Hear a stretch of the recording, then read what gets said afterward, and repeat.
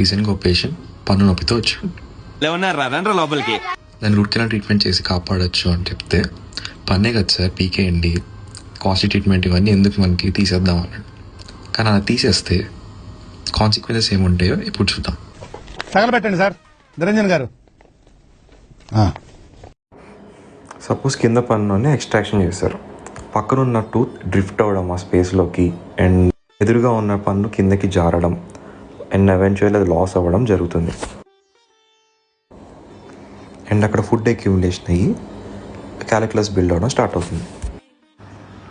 దీని treatment option ఏంటంటే, స్పేస్కి అటు ఇటు ఉన్న పళ్ళు అరగదీసుకొని బ్రిడ్జ్ లాంటిది వేసుకోవచ్చు.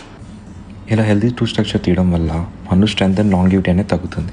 కానీ మీకు ఇంప్లాంట్ వేయాలంటే సఫిషియంట్ బోన్ ఉండాలి. సో డిలే చేసే కొద్దీ బోన్ థిన్ అయిపోతుంది అండ్ హైట్ కూడా తగ్గిపోతుంది. సో ఇంప్లాంట్ అనేది వేయడానికి వీలవ్వదు.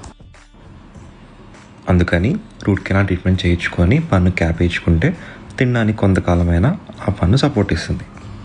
ఇదంతా చెప్పాక కూడా మనడు పన్ను వీకేమన్నాడు.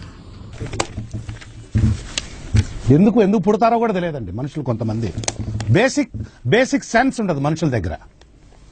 మార్చుకుంటారా అంటే, అబ్బే మేము మారం ఇలాగే ఉంటామంటే ఎవరికి నష్టం.